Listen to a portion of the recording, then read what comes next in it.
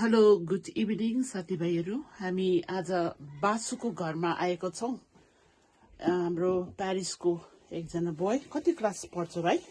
म class 10। Class 10। यहाँ हेरिदिनुहोस् त उहाँले बनाइदिएको ड्रइङ्सहरू नाना थरीका छन्। यहाँ यो सबै पेन्सिलले आर्ट गरेका हुन्। यहाँ एउटा यो चाहिँ रहेछ कोइलाले बनाएको अरे। कोही पिक्चरहरू त मैले नदेखेको पनि देख्न पाइन्छ नि। यहाँ अचम्म यस्तो खालको पिक्चर अहिलेसम्म हाम्रो नानीहरूले पनि बनाएको छैन। उहाँ चाहिँ एउटा ड्रइङको लागि एउटा मोडलै भनौँ। हेरिदिनुहोस् यहाँ। अनि उहाँले भाग लिएको कति कम्पिटिसनमा पनि उहाँले यसरी ट्रफीहरू पाएका छन्।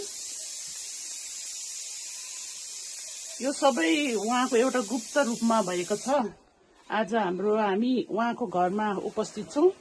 हेलो भाइ, तपाईँले कति वर्ष भयो यो आर्ट गरेको? 1.5 year भयो है। कति तपाईँलाई यस्तो मनपर्छ यो गर्नु? हजुर, ड्रइङ मनपर्छ। अझै पढ्नु मन लाग्छ होला, अझै सिक्नु मन लाग्छ होला नि। अघि तिमी तिम्रो यो ड्रइङ, यो पिक्चरद्वारा तिमीले के सन्देश दिन चाहन्छौ हाम्रा बढ्दै गरेका युवा युवतीहरूको लागि?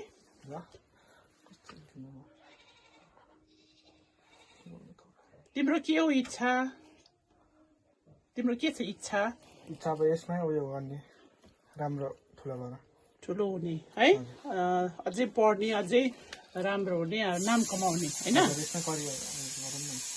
अलिक साह्रो बोलिदिनुहोस् न त। तपाईँ त लजाउनु त हुँदो रहेछ अलिक। बोल्ने यसमै तपाईँको केरियर बनाउने होइन। हजुर, हाम्रो उपस्थित हाम्रा उहाँको यो आर्ट हेर्नुको लागि हाम्रा प्यारिसका फादर पनि आउनुभएका छन्। Good evening father. Good evening. कस्तो लाग्यो तपाईँलाई यो नानीको आर्ट हेर्दाखेरि? यो त अचम्मको कुरा हो नि। बाबरे, यो एकदम असल परमेश्वरले दिएको प्रतिभा हो।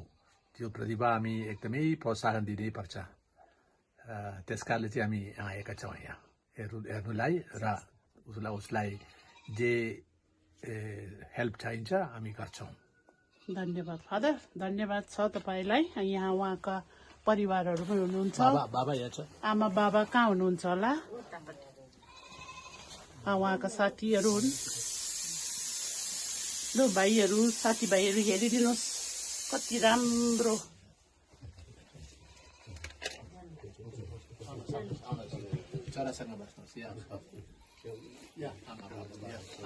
यहाँ चाहिँ उहाँको पिता हुनुहुन्छ।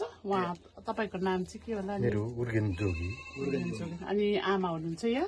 हजुर, नाम चाहिँ? मेरो तारा जोगी। तारा देवी हुनुहुन्छ। तारा जोगी।